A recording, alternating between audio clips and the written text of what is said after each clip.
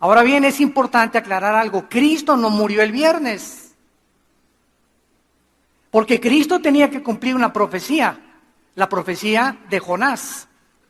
Y Jesús dijo, el Hijo del Hombre tiene que estar 3 días y 3 noches en la tumba y resucitar al tercer día. Entonces, si Cristo murió el viernes a las 3 de la tarde, del viernes 3, de las 6 de la tarde del viernes a las 6 de la tarde del sábado, ¿cuántos días son? Es una noche y un día. Del sábado a las 6 de la tarde del domingo, van 2 noches y 2 días. Cristo tenía que haber resucitado el lunes, si es que murió el viernes. ¿Me van siguiendo? Entonces, ¿por qué se dice que el viernes? Porque en la Biblia dice que era el día antes del reposo. Y cuando no estudia la Biblia, sabemos que había 2 días de reposo, el reposo anual y el reposo semanal. Entonces, en esa semana, tanto el Evangelio de Lucas como el Evangelio de Juan nos muestran que Cristo no muere, ¿verdad? El día de reposo que iba a ser al otro día era el día de reposo semanal. O sea, Cristo muere el miércoles, del miércoles al jueves, del jueves al viernes y del viernes al sábado. Pero Cristo no muere el viernes, imposible que muriera el viernes. Pero se atribuye porque no saben que en Levítico 23 había una santa convocación que mandaba a Dios descansar y cayó precisamente en el día que Cristo fue crucificado. Entonces, ¿quién fue el que puso la tradición de que murió el viernes? La Iglesia romana. Pero esto es antibíblico porque entonces Cristo no hubiera cumplido la profecía de estar 3 días y 3 noches en la tumba. Muy bien, pues vamos a hablar en esta mañana acerca de las resurrecciones, plural, y el juicio final. Vamos a descubrir esta mañana cuántas resurrecciones hay en la Biblia. Dice Juan 5, 28 y 29, Cristo hablando, no se maravillen de esto, porque vendrá hora cuando todos los que están en los sepulcros oirán su voz, y los que hicieron lo bueno saldrán a resurrección de vida, mas los que hicieron lo malo a resurrección de condenación. Vamos por orden. La Biblia menciona aquí 2 resurrecciones.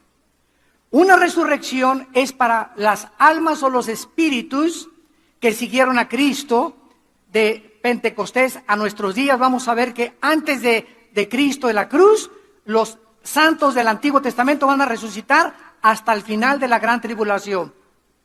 En el arrebatamiento, en el rapto de la iglesia, solo de Cristo de Pentecostés, a los que están en Cristo, vamos a resucitar. Lo vamos a ver con calma. Pero aquí hay 2 resurrecciones, la de salvación y la de condenación. Ahora, esta resurrección de todos los justos tiene en la Biblia bastantes divisiones, porque vamos a ver que Cristo fue el primero en resucitar.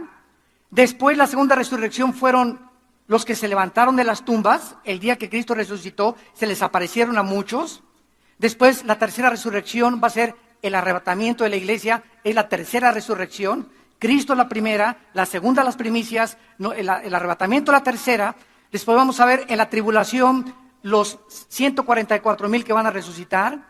Después los 2 testigos que van a resucitar. Después los que van a resucitar al final de la tribulación y los que van a resucitar al final del milenio, que son los malos, en el juicio del gran trono blanco, que lo vamos a ver, y van a ser juzgados por Dios por toda la eternidad. Muy bien. Vamos a Apocalipsis 20, y hay un versículo que ha puesto de cabeza a la mayor parte de los teólogos. El otro día oí en televisión a un teólogo, de cierto grupo cristiano, que dijo lo siguiente, Apocalipsis 20, versículo 4 y 5.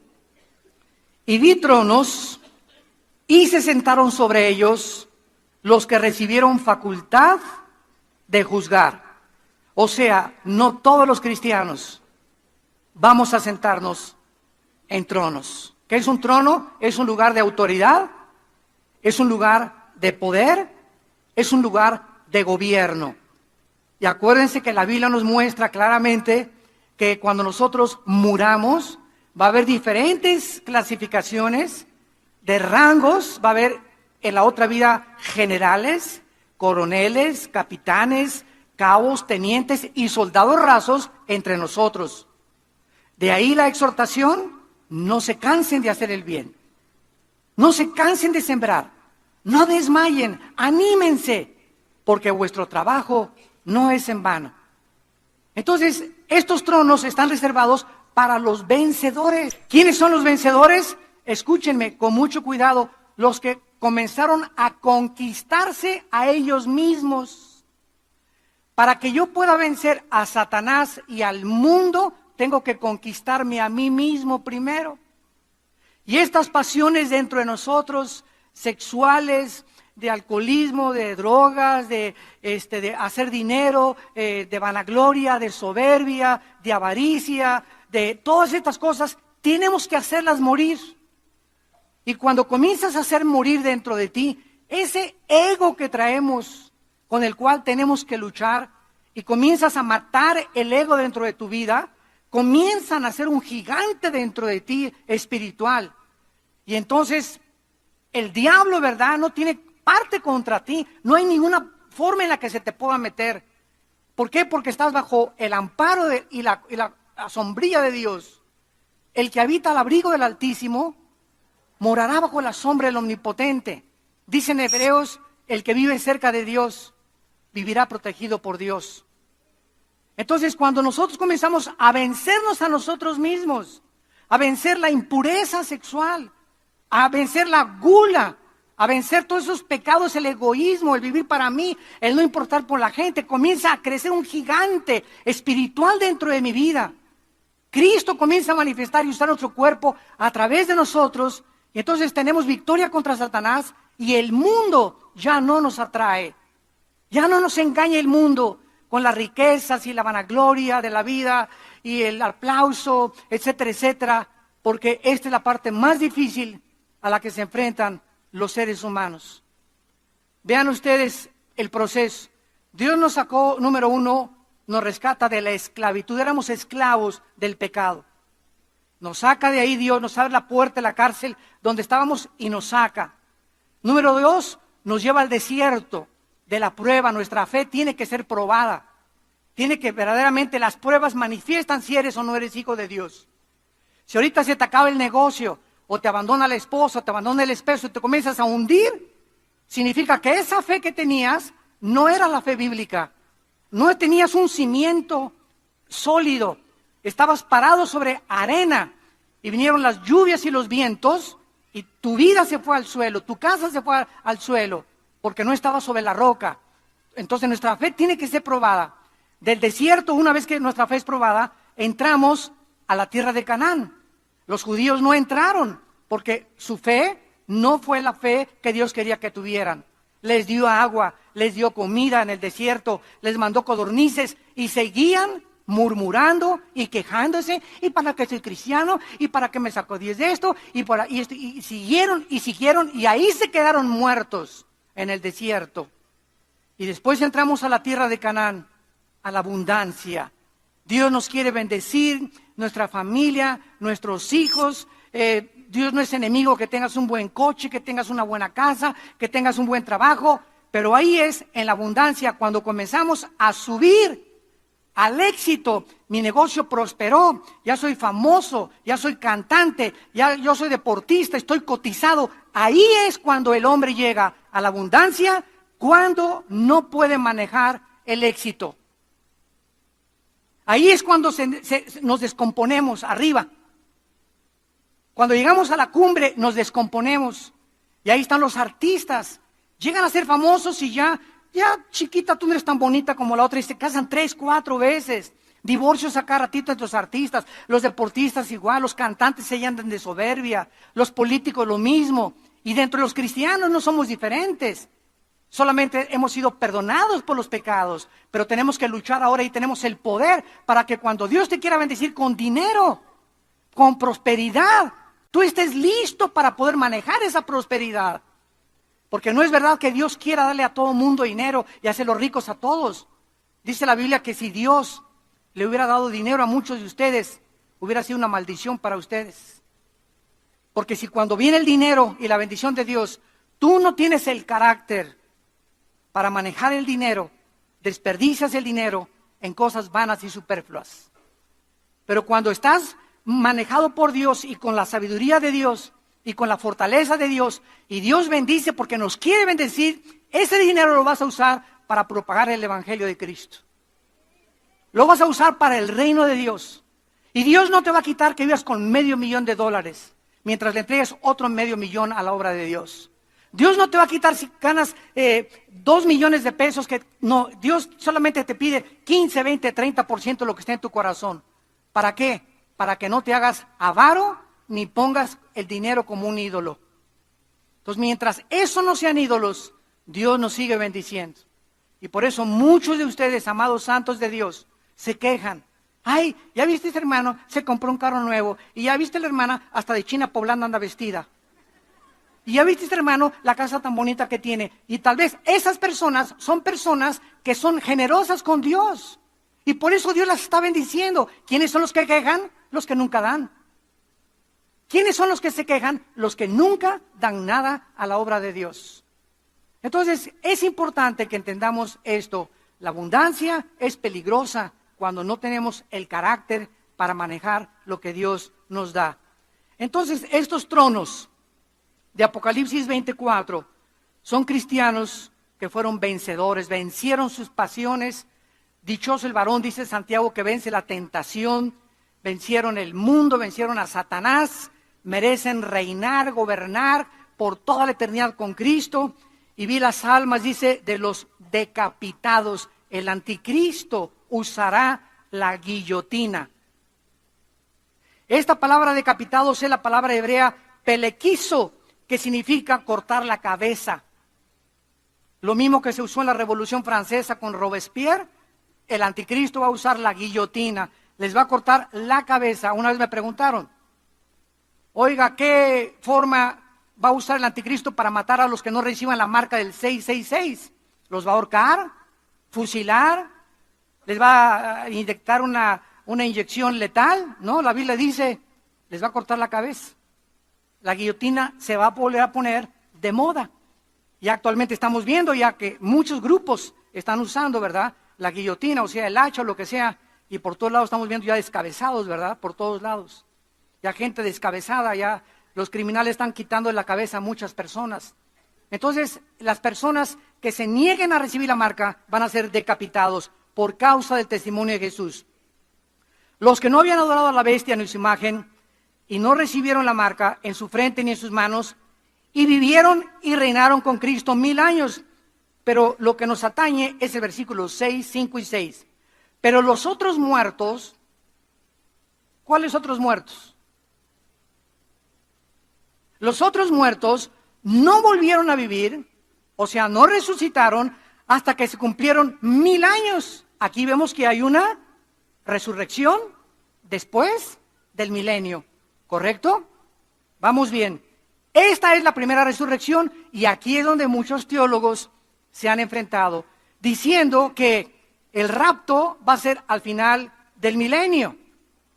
Que porque aquí está diciendo que esta es la primera resurrección, porque estos muertos van a resucitar después del milenio. Entonces, esto es una muy mala exégesis, o sea, una forma de interpretar la palabra de Dios. Porque si es así, entonces la resurrección de Cristo, ¿dónde la ponemos? ¿En tercero, en cuarto, en segundo o en quinto lugar? Vayamos a 1 Corintios 15.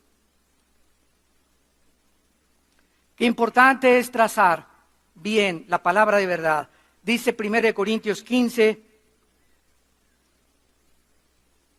versículo 22 y 23. Y es el mismo apóstol Pablo el que nos dice el orden, la cronología de la resurrección. Porque así como en Adán todos mueren, también en Cristo todos serán vivificados. Pero cada uno, o sea, cada resurrección, en su debido orden, porque Dios es un Dios de orden. Hay un orden para las resurrecciones. Cristo, ¿qué lugar ocupa? Muy bien, Cristo ocupa el primer lugar. Cristo fue la primera persona en toda la historia, desde Adán y Eva, en haber resucitado para no volver a vivir, para no volver a morir, perdón. Antes de Cristo hubo resurrecciones en el Antiguo Testamento. Eliseo resucitó personas. Cristo resucitó a Lázaro, ¿no es verdad? Pero volvió a morir. Cristo es la primera persona que resucita sin volver a morir. Para siempre, Él es la primera resurrección. Número 2, ¿quién le sigue? Las primicias, como lo vamos a ver. O sea, esto era el resultado de la fiesta de los primeros frutos, las primicias de Levítico capítulo 23. Cuando llegaban las personas y ofrecían un manojo, tenían que entregar las primicias al sacerdote. Entonces, cuando Cristo resucita, Él es el primero y le siguen los que resucitaron juntamente con Él. Veamos en Mateo 27. Mateo 27, esta resurrección de las primicias. Versículo 51 al 53. Mateo 27, 51 al 53.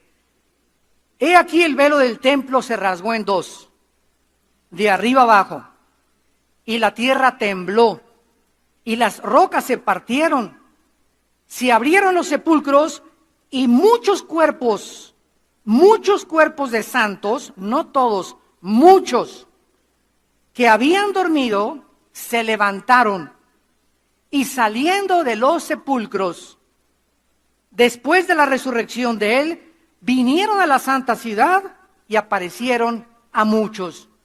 Vemos pues que las tumbas de muchos de los santos que habían muerto fueron abiertas, mientras la tierra era sacudida por un gran terremoto, y estos santos se aparecieron a muchas personas.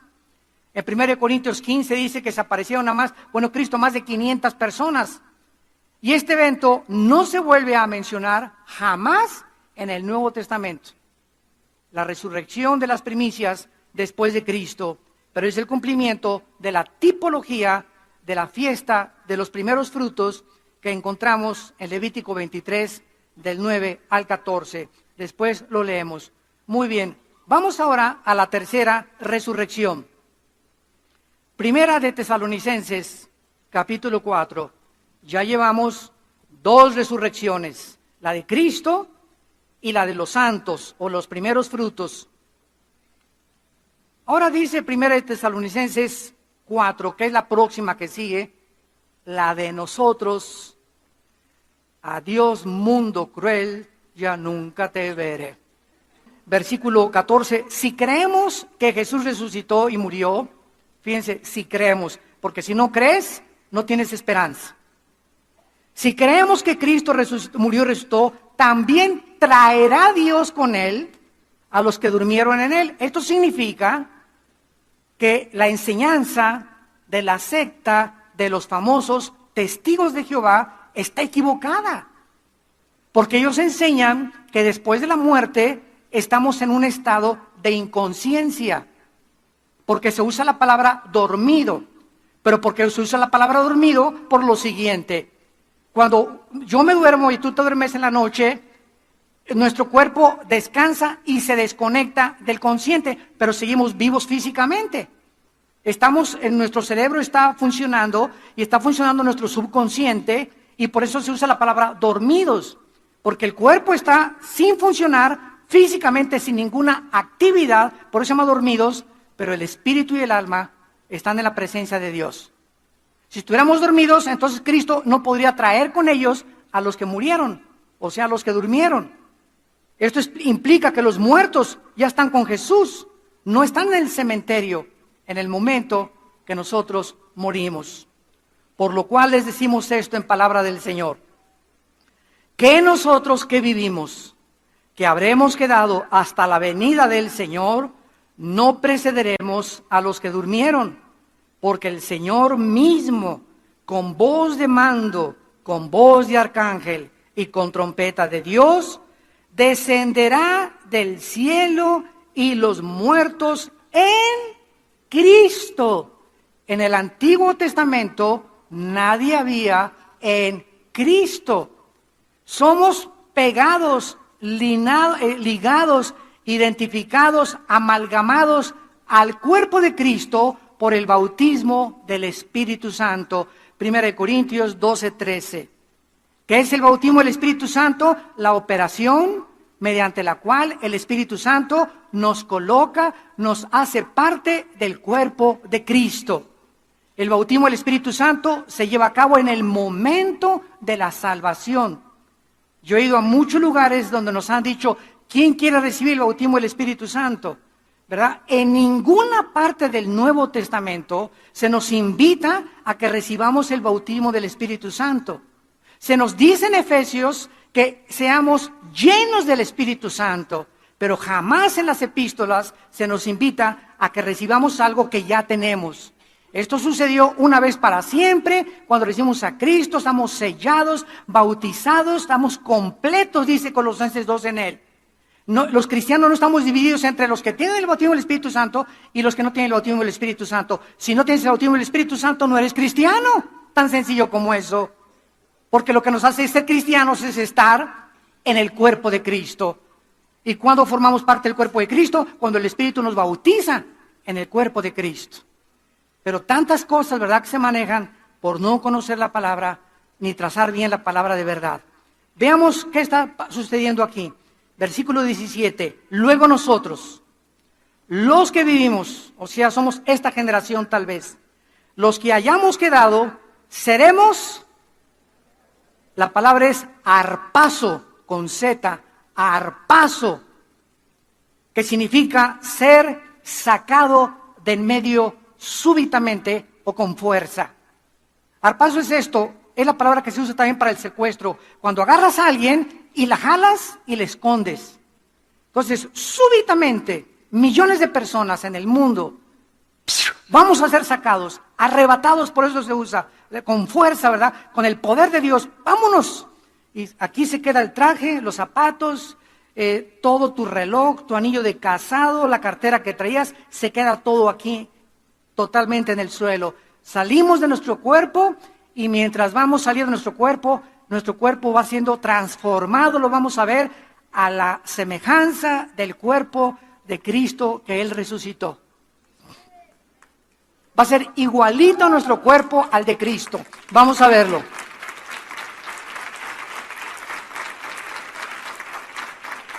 El arrebatamiento, Cristo desciende sin tocar la tierra, porque esto es importante también, la diferencia entre el arrebatamiento y la segunda venida de Cristo.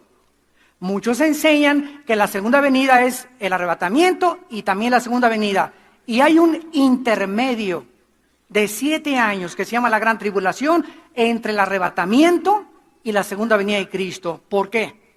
Porque cuando venga Cristo por nosotros no toca la tierra. Dice la Biblia que el Señor estará en el aire para recibir al Señor en las nubes, en el aire. Él no pone los pies cuando venga por nosotros. Hasta la segunda venida, Zacarías capítulo 14, se para en el monte de los olivos, pero viene con nosotros, ya con cuerpos resucitados para establecer su reino y vencer al anticristo. Pero en el arrebatamiento, Cristo viene por nosotros. ¿Y por qué hay una diferencia entre el arrebatamiento y la segunda venida? Escuchen, no hay ninguna señal para el arrebatamiento. Se llama inminencia. Y para la segunda venida hay muchas señales. El sol se oscurecerá, la luna se pondrá como sangre, verán la señal del Hijo de Dios. Y si nosotros no somos arrebatados antes de la tribulación y conocemos al anticristo, solamente tenemos que comenzar a contar 3 años y medio para que venga Cristo. Entonces ya no viene como ladrón en la noche. Simples verdades, ¿verdad? Y Cristo dice, vendré como ladrón en la noche. ¿A quiénes? A los cristianos. Cuando menos nos demos cuenta, por eso dice, vigilen y estén listos. Porque como ladrón en la noche puedo venir como las vírgenes, que vino el esposo y 5 no tenían aceite en sus lámparas. Entonces, en la segunda venida no viene como ladrón en la noche. No viene intempestivamente, va a haber señales en el cielo, en la luna, y va a aparecer Cristo en las nubes. Pero en el arrebatamiento no hay señales, viene como ladrón en la noche, a la hora que no sabemos. En la segunda venida, los que vivan en la tribulación van a saber, después de que el anticristo viola el tratado, que van a pasar 3 años y medio para la venida de Jesucristo. Si fuera así, entonces sabríamos cuándo venía Cristo y ya no tendríamos que vigilar porque sabríamos cuándo viene. Sencillo, mi querido Watson. Así le decía Sherlock Holmes, famoso detective, a su discípulo. Muy bien. Ahora veamos en Filipenses capítulo 3. La verdad que acabamos de enunciar, el cuerpo de nosotros, cuando resucitemos, porque pues ahorita a todos les debe interesar esto, ¿verdad? Me voy a parecer a Batman, o a He-Man, o a John Travolta, o a quién, ¿verdad? ¿Cómo será mi cuerpo? Nos vamos a reconocer, tendremos las mismas características. Ahorita en el tercer servicio voy a hablar de eso, el intermedio entre la muerte y la resurrección. ¿De qué forma hay un cuerpo? Si ahorita te mueres, por ejemplo, te mueres hoy en la noche, te petateas hoy en la noche, cuelgas los tenis hoy en la noche, ¿qué cuerpo tienes al subir al cielo? Porque todavía no viene Cristo, o sea, la resurrección es hasta el rapto, ¿correcto? Entonces, antes del rapto, ¿qué cuerpo tienen ahorita los que han muerto en Cristo? De la cruz a nuestros días. En el tercer servicio lo voy a explicar. Vamos a ver ahorita el cuerpo que nos atañe ahorita. Dice en Filipenses 3, 20 y 21. Nuestra ciudadanía, Filipenses 3, 20 y 21, está en los cielos.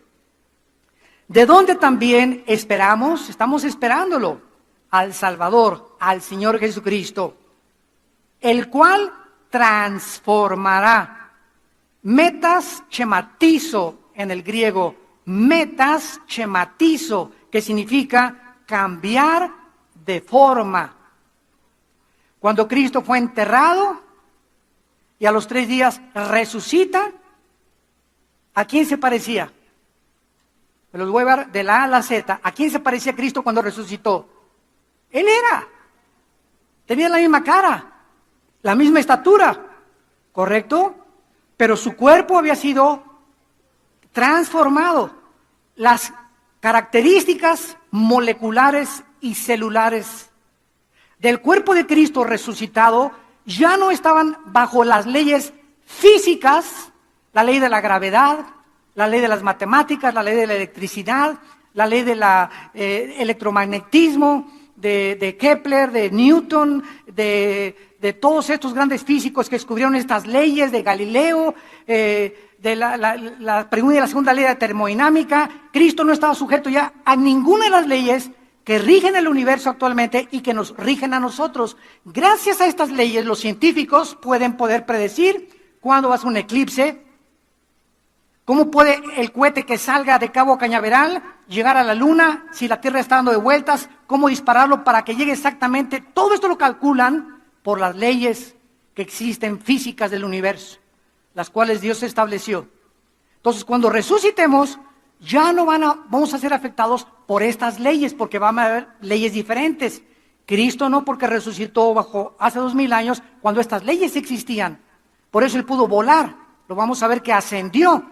La gravedad no afectó su cuerpo y nuestro cuerpo va a ser igual al de Él. Lo dice aquí.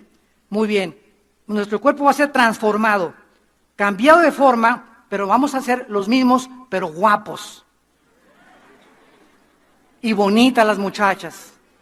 O sea, si naciste con orejas de papalote, ¿verdad? Vas a tener ya orejas, si naciste con una nariz, o sea, pero nos vamos a hacer nosotros, pero ya bien hechos. Todos hemos nacido, ¿verdad?, defectuosos. Todos tenemos algo. Alguien quiere ser más alto, más bajo, etcétera, etcétera, menos grasa aquí. Pero vamos a ser nosotros con el cuerpo como lo vamos a ver. Cuando Samuel fue sacado por Saúl, ¿se acuerdan?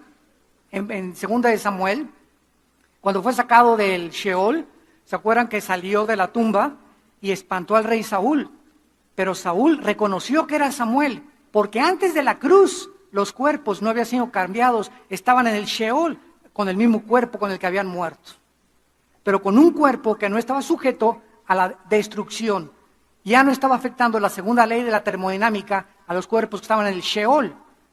Y los cuerpos que están ahorita en el infierno eres tú. Si vas al infierno en la noche, vas a estar tú ahí en el infierno. pero tu cuerpo va a ser el mismo, pero indestructible. No resucitado, pero si no te quemarías. Y dice la Biblia que los que están en el infierno ya están ahorita quemándose, o están sufriendo el dolor como si una llama lo estuviera ardiendo en ellos y van a tener sed. Entonces, esto nos habla, ¿verdad?, de los diferentes cuerpos. Qué interesante que hay antes de la cruz, después de la cruz y el estado intermedio entre la muerte y la resurrección. Ahora dice el versículo 21, el cual transformará el cuerpo, y se le llama de la humillación nuestra, para que sea semejante al cuerpo de la gloria suya, por el poder con el cual puede también sujetar a sí mismo todas las cosas. La palabra semejante es ginomai en el griego. Ginomai, que significa hecho o hecho de la misma forma, para que sea igual o hecho nuestro cuerpo a las mismas características del cuerpo de Cristo cuando resucitó. Cuando resucitó Cristo, ¿tenía sangre? Oigan, contesten pronto, no le saquen. Claro que no, su sangre, la vida de la carne está en la sangre. Su sangre fue completamente, cuando le atravesaron la lanza, dice Juan, vi una gota de agua mezclada con sangre. Los cardiólogos de la época moderna dicen que cuando la gota se mezcla de sangre con el agua es por muerte de rotura del pericardio. O sea que cuando el soldado le atravesó el centurión el costado a Cristo, su pericardio estaba roto. Y por eso salió esa agua con sangre. Y eso nos explica de qué murió Cristo. ¿De qué murió Cristo? Pregúntale los 64,000 pesos. No murió desangrado porque murió antes. No murió de asfixia, que regularmente morían los crucificados. La laringe, ¿verdad?, y la faringe eran presionadas por el cuerpo, o morían crucificados y les rompían los huesos para que se colgara el cuerpo y se asfixiaran los condenados o las víctimas a la crucifixión. Pero a Cristo no le rompieron las piernas. Y Cristo duró de las 12 del día, que lo crucificaron, a las 3 de la tarde en la cruz. Y a las 3 en punto murió. Y la Biblia nos muestra en el Salmo 22 que su corazón se le deshizo como la cera. Cristo murió de dolor. Fue tan grande el dolor cuando nuestros pecados, tus pecados y mis pecados, fueron puestos sobre su cuerpo en el santo y hecho más sublime que los cielos, que no soportó Cristo el dolor moral. O sea, Cristo muere y se le rompe el corazón del dolor por nosotros. Nuestros pecados le quitan la vida al Hijo de Dios. Los judíos y los romanos eran instrumentos, pero fue el pecado lo que hizo que Cristo muriera en nuestro lugar. Entonces Cristo cuando nace ya no tenía sangre. Número 2, ¿comió barbacoa o tacos al pastor? ¿Qué comió Cristo cuando resucitó? Miel y pescado. Dándonos a entender, qué interesante que han descubierto que la miel es la única sustancia que no se puede contaminar. No hay nada a la miel, ni bacteria, ni microbio que se le pueda meter a la miel. Es una sustancia tan preciosa, tiene tantos antioxidantes y tantas minerales y vitaminas, la miel de abeja pura, del panal de la abeja, ¿verdad? Que por eso, en lugar de echarle azúcar a tu café, ponle miel y vas a durar mucho tiempo.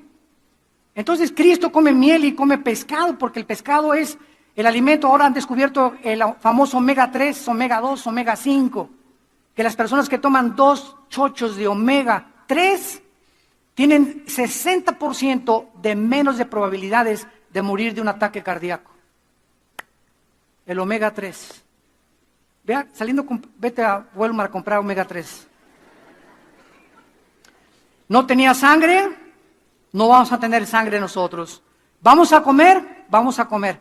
Y la Biblia lo dice en Isaías 65, que vamos a comer en el milenio puras frutas y legumbres. Número 3, Cristo se aparece a los discípulos cuando estaban en un cuarto cerrado y atraviesa la pared. La composición molecular y atómica del cuerpo de Cristo era diferente a la de nosotros. Ahorita yo agarro la mano y le hago así a este púlpito y me la lastimo, porque los átomos de los que está formado este púlpito están mucho más cerrados que los átomos de mi mano. Y por eso me encuentro con algo sólido. El cuerpo de Cristo atravesó la pared. Nuestros cuerpos ya no van a tener ninguna cosa que nos detenga materialmente hablando. Vamos a tener un cuerpo, ¿verdad?, que vamos a poder atravesar las paredes. Y número 4 y último, cuando Cristo asciende a los cielos, Cristo sale volando hacia arriba y los discípulos se quedan Hechos 1 del 6 en adelante, y los ángeles les dicen, este que ven que se va, así vendrá con ese cuerpo muy pronto otra vez a este mundo. Gloria a Dios.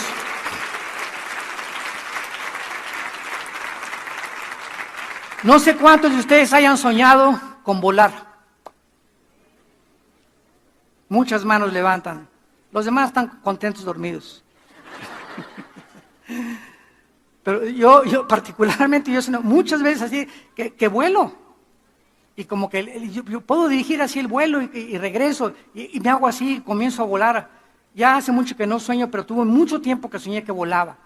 Bueno, nuestra cuarta característica va a ser que vamos a volar. Ahorita, si quisiéramos ir a la orilla de nuestra Vía Láctea, nos tomarían millones de años yendo a la velocidad de la luz, 300,000 kilómetros por segundo. Y cuando Einstein descubrió la fórmula E igual a mc al cuadrado, que la energía es igual a la masa, o la masa es igual a la energía, dando la teoría famosa de la relatividad, Einstein estaba explicando y postulando que es imposible la conquista del espacio. Nunca vamos a llegar más allá de Marte por el tiempo y la velocidad. Entonces, no tenemos ni idea de lo que estamos hablando con la guerra de las galaxias y que vamos a conquistar las galaxias, ¿verdad? Son puras marihuanadas. Vamos a la cuarta resurrección, Apocalipsis capítulo 11. ¿Y tú que te quieres quedar en este mundo? ¿Qué es lo que Cristo vino a hacer, amados santos de Dios? Nos vino a quitar el temor de la muerte. ¿Qué vino Cristo a hacer? A quitarnos el temor de morir. Hebreos 2, 14 y 15. Por cuanto los hijos participaron de carne y de sangre, Él también participó de lo mismo. Tomó un cuerpo como el de nosotros, para poder, ¿verdad?, librar a todos los que estaban temerosos de morir. Éramos esclavos por el miedo a la muerte. Y Cristo viene y con el Evangelio rompe el misterio de la muerte y nos dice, yo soy la resurrección y la vida. Y así como yo resucité y me les aparecía más de 500 y he aquí que vivo por los siglos de los siglos, esta vida es cortísima, cortísima la vida que tenemos. Y dice Pablo, si a mí alguien me preguntara, Filipenses capítulo 1, ¿qué prefieres, Pablo, vivir o morir? Qué pregunta más tremenda, ¿eh? ¿Qué contesta Pablo? Bueno, se queda pensando, y creo que no lo pensó demasiado. Vivir, sí es para Cristo, pero morir es ganancia. Y por eso la Biblia está llena, dichosos los que mueren en el Señor. Y sí, le lloramos a la mamá, lloramos a la esposa, al hijo y lo que tú quieras, ¿verdad? Pero va acompañado con un gozo, que vamos a volver a ver a nuestros seres queridos, que unos se adelantan, unos van por delante de nosotros, ahí vamos todos detrás, todos ahí vamos, en filita india, a la tumba. Y de repente todo se acabó, tus sueños, tus ambiciones, tu vanagloria, tu pecado, todo lo que hiciste se acabó para siempre. Tenemos una corta vida para invertirla en el reino de Dios, en vivir para el Señor, en ganar las almas, en hacerle bien al prójimo y vivir para los demás, porque nuestro trabajo va a ser recompensado. En la cuarta resurrección, en Apocalipsis 11, dice el versículo 7, que habla de los dos testigos que se van a levantar al final de la tribulación. Unos dicen que son Moisés y Elías. Es posible por los milagros que se repiten que van a hacer, pero en fin, Cuando hayan acabado su testimonio, o sea, los dos testigos, la bestia que sube del abismo hará guerra contra ellos y los vencerá y los matará. ¿De dónde va a salir el anticristo?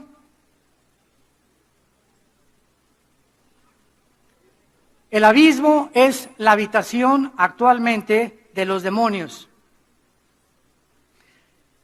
Los ángeles tienen otra habitación, según de Pedro capítulo 2, que se llama el Tartarus, que se tradujo infierno. Hay infierno, abismo y Tartarus. Aquí en este planeta, en el centro de la Tierra, hay 3 compartimentos. Ahí están las prisiones de Dios ahorita, en este planeta. En un lado están en el infierno.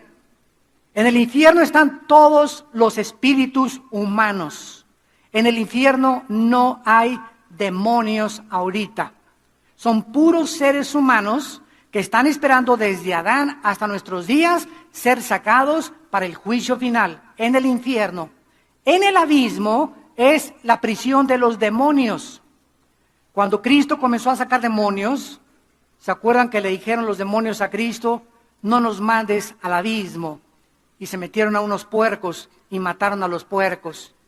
Y el Tartarus, o las prisiones de obscuridad, que es lo mismo, es donde están los ángeles que quisieron pervertir la genética en Génesis capítulo 6, produciendo gigantes de 4 o 5 metros con 12 dedos en las manos y 12 dedos en los pies.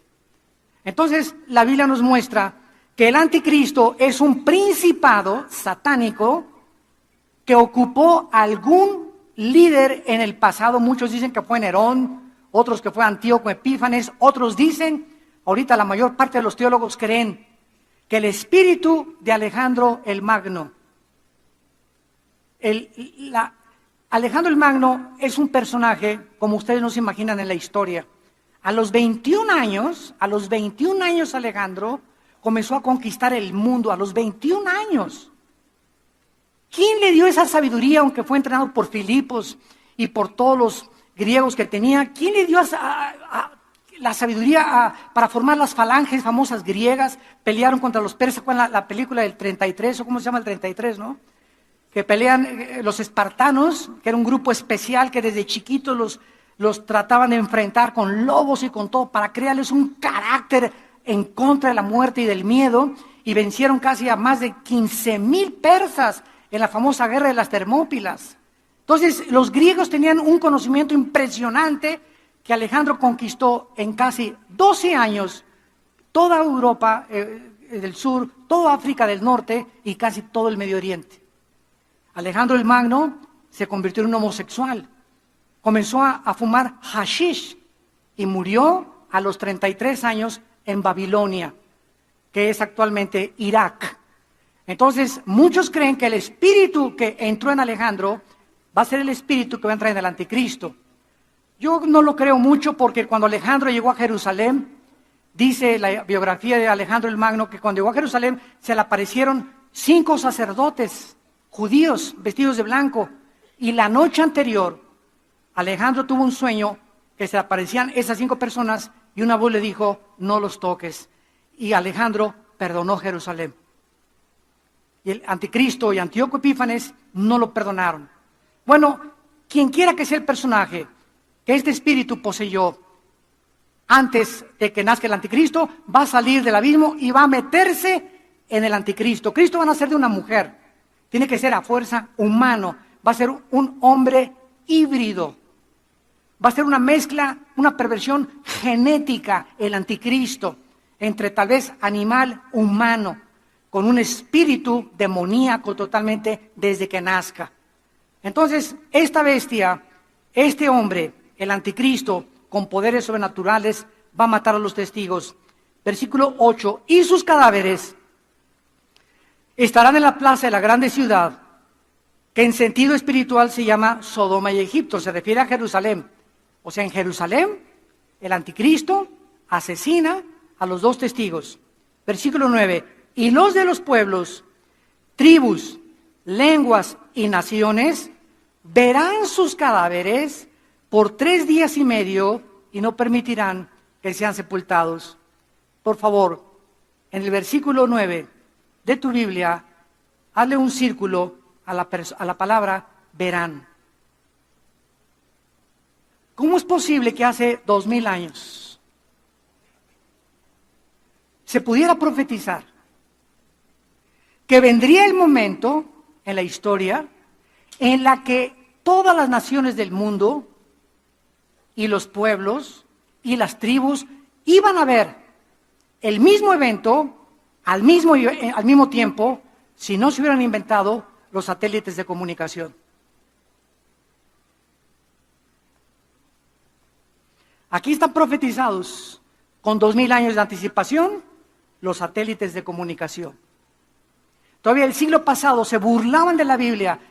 Mira nada más, aquí está diciendo que todo el mundo va a ver al mismo tiempo la muerte de los dos testigos. Y ahorita prendes la televisión y en CNN ya está la guerra de Corea, ya está la guerra de aquí, la muerte, la coronación del Papa, el evento que querramos, lo estamos viendo en todas las naciones del mundo, que casi somos 200 naciones, el mismo evento al mismo tiempo, gracias a que en 1957 se aventó por primera vez el satélite Sputnik por los rusos. Y ahorita hay cientos de satélites que están transmitiendo continuamente en una órbita geocéntrica alrededor del Ecuador las transmisiones de lo que pasa en el mundo entero. Aquí está la Biblia antes que la ciencia lo descubriera. Señores ateos, se eduquen. Y los moradores de la tierra, versículo 10, se regocijarán. Todos estarán, imagínense nada más la insensibilidad a la que el mundo se está dirigiendo, a la deshumanización del ser humano, donde cada vez tenemos menos sentimientos los unos por los otros, donde cada vez el ser humano ve al ser humano como un objeto a quien usar y no a quien bendecir, a quien explotar y no a quien ayudar. Se van a estar felices el mundo, mataron a los dos testigos. ¿Y por qué estaban felices? Y se alegrarán y se enviarán regalos, porque estos dos profetas habían atormentado a los moradores de la tierra. El Evangelio de Jesucristo tiene dos efectos: olor de vida para vida, olor de muerte para muerte. Hay gente que yo le he hablado de Cristo y me dicen, el otro día cenamos con mi mamá que cumplió 87 años, por cierto, en su cumpleaños pasado, ahí en Cuernavaca le hicimos una fiesta y fue una señora bien famosa, pero bien famosa, me reservo su nombre, y comencé a testificarle en la mesa, se sentó con nosotros y con su esposo, con mi mamá, y cuando le comencé a testificar, inmediatamente, no me hable de la Biblia, así. No me hables de estas cosas. Yo tengo mis creencias y yo tengo mi filosofía oriental y yo no quiero que me hable de esas cosas. Se terminó la conversación, muchacho. ¿Está bien? Con permiso, discúlpenme. Pero nos damos cuenta que hay gente que le hablas y se enojan. Se sienten atormentados. O comienzan a hablar de Jesús y ya vas a comenzar con estas cosas, mejor me voy. Oye, pero estoy hablando de Jesús, mejor háblame mejor les hables de Hitler y para que bailen el jarabe tapatío. Increíble, pero cierto. Bueno, esto va a suceder. Y versículo 11, y entonces a los 3 días entra en ellos el Espíritu de vida, enviado por Dios, y se levantan sobre sus pies, y cayó gran temor sobre los que lo vieron. Esta es la cuarta resurrección. La de los 2 testigos. La quinta resurrección, Apocalipsis capítulo 7. La quinta resurrección, Apocalipsis capítulo 7. Los 144,000 sellados por Dios. Dice el versículo 9. Después de esto miré una gran multitud, la cual nadie podía contar, de todas las naciones, tribus y pueblos, lenguas, delante del Cordero, vestidos de ropas blancas, con palmas en las manos, clamaban a gran voz diciendo: la salvación pertenece a nuestro Señor que está sentado en el trono. Versículo 13, entonces uno de los ancianos habló diciéndome: estos que están vestidos de ropas blancas, ¿quiénes son y de dónde han venido? Yo le dije: Señor, tú lo sabes. Y él me dijo: estos son los que han salido de la gran tribulación y han lavado sus ropas y las han emblanquecido con la sangre del Cordero. Los 144,000, con una grande multitud, tal vez de personas que ellos ganaron para Cristo, resucitarán en esta quinta resurrección. Esto no es el rapto, ¿verdad? Este evento tendrá lugar después del arrebatamiento de la iglesia. Entonces, la primera resurrección que vimos en Apocalipsis 24 y 5 no puede ser la primera después del milenio, porque la primera fue Jesucristo. Y si comenzamos el orden cronológico de las resurrecciones, nos damos cuenta en qué orden van a ir apareciendo cada una de ellas. La sexta resurrección en Daniel capítulo 12. La sexta resurrección, Daniel capítulo 12. Dice así la palabra de Dios. Entonces, versículo 2. Muchos de los que duermen en el polvo de la tierra serán despertados, unos para vida eterna y otros para vergüenza y confusión perpetua. Los entendidos resplandecerán como el resplandor del firmamento, y los que enseñan la justicia a la multitud como las estrellas a perpetua eternidad. La expresión en Cristo, recordamos, es para los santos de Pentecostés al arrebatamiento. Los santos del Antiguo Testamento no es atribuido a la resurrección de la iglesia. Van a ser dos resurrecciones totalmente diferentes. Y terminamos en Apocalipsis capítulo 20, versículo del 11 al 15, donde vemos la última resurrección, la resurrección de todos ustedes que nos oyen y a través de la televisión, que has querido vivir a tu manera, porque te gustó la canción de Frank Sinatra. Una vez me preguntaron, ¿ya sabe usted cuál es la canción que van a cantar en el infierno? A mi manera. Porque todos los que están en el infierno vivieron a su manera. No, a mí no me enseñes, no quiero los 10 mandamientos de Dios, no quiero hablar de Cristo. Y muy bien, pues vas a pasar la eternidad cantando a mi manera. Porque a tu manera quisiste vivir. Porque el que quiera salvar su vida la va a perder. Pero el que la pierda por causa de mí, la va a salvar. Y tienes esta vida, únicamente esta vida, persona que me escuchas, y a través de la televisión, para que tú escojas y determines dónde quieres pasar la eternidad. Dice Apocalipsis 20, versículo 11. Vi un gran trono blanco y al que estaba sentado en él, de delante del cual huyeron la tierra y el cielo, y ningún lugar se encontró para ellos. O sea, todos los que no han resucitado, desde Adán hasta acabar el milenio, van a seguir ahí en el centro de la tierra y van a resucitar hasta después de los 1000 años, que es la última resurrección, que es la de los malos. Y enfrente de ellos, cuando estén enfrente de Dios, en el trono blanco, este trono no se nos dice dónde va a estar, pero vemos que van a ver cómo la tierra va a desaparecer. Y ahí van a ver que donde tenían puestos sus objetivos, sus esperanzas, donde habían invertido su dinero, en este planeta que está a punto de ser desintegrado, ¿verdad? En el basurero que estamos viviendo ya, que hemos hecho nosotros con el pecado, ahí van a ver que ese planeta que creían que habían puesto esperanza, va a desaparecer para siempre. Con todas sus esperanzas y los sueños que tenían, va a desaparecer para siempre. Enfrente de ellos. Y vi a los muertos, versículo 2, grandes y pequeños de pie ante Dios. Y los libros fueron abiertos, y otro libro fue abierto, el cual es el libro de la vida. Y fueron juzgados los muertos por las cosas que estaban escritas en los libros según sus obras. Noten ustedes que todos los muertos que han resucitado en este juicio, sin excepción, ninguno está hincado. Todos de pie. Se acabó el tiempo de, perdóname Señor. No, aquí ya no hay gracia, aquí ya no hay misericordia. Ya tuviste tu oportunidad, yo no voy a mandar a nadie al lago de fuego, dice Dios. Tú escogiste ir a donde vas a ir cuando tú estabas vivo. Por eso ninguna persona que esté condenada eternamente, Dios no manda al infierno a nadie. Como una señora me dijo una vez, ¿verdad que Dios es bueno y no va a mandar al infierno? Le dije, amén, amén. Ellos se van solitos. De tal manera amó Dios al mundo que Dios dio a su Hijo unigénito, para que cualquiera de ustedes que en Él crea no se pierda, mas tenga la vida eterna.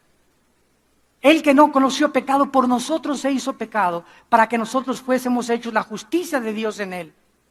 Mas Dios muestra su amor para con nosotros en que siendo pecadores, Él muere en nuestro lugar en la cruz. Llega el momento, persona y pecador que me escuchas, donde se acabó la oportunidad. No creas que te puedes arrepentir mañana o la semana que entra. Si oyes su voz, hoy es el día que Dios te está hablando. Hoy abandona tus pecados y entrégale tu vida a Jesucristo.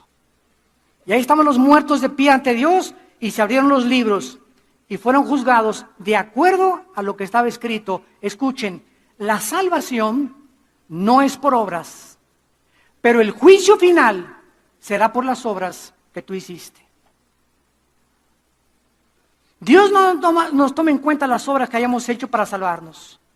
Y si tus obras fueron como el carbón y tus pecados abortaste 10 veces, asesinaste 50 veces, dime lo peor que has hecho.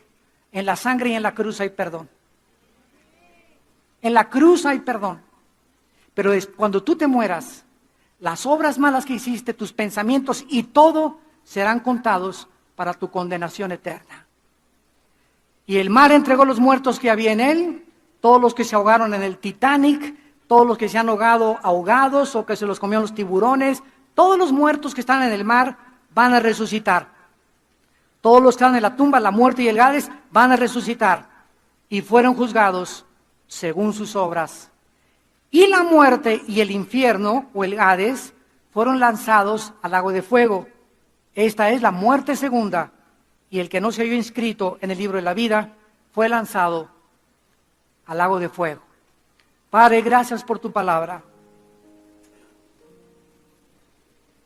Gracias, Señor, por tocarnos una campana de alarma. Cuando ese gran barco en 1912 llamado el Titanic salió de un puerto de Inglaterra hacia Nueva York, antes de salir, los constructores dijeron, ni Dios puede hundir este buque. Y es el pensamiento del ser humano. No me va a pasar nada. Puedo seguir en mis pecados sin ser nunca castigado, porque el pecado engaña. Y la paga del pecado es la muerte. Mas el regalo de Dios es vida eterna en Cristo Jesús. Padre, te damos gracias porque nos amas. Y si no diste tu vida en la cruz en nuestro lugar, ¿cómo no nos darás todas las cosas si nosotros te la pedimos? Te pido, Señor, dile a Cristo en este momento, pecador que me escuchas, te pido que entres a mi vida, Señor. Perdona mis pecados, me arrepiento, me vuelvo hacia ti. Dame el poder para vivir para ti. En el nombre de Jesús. Amén.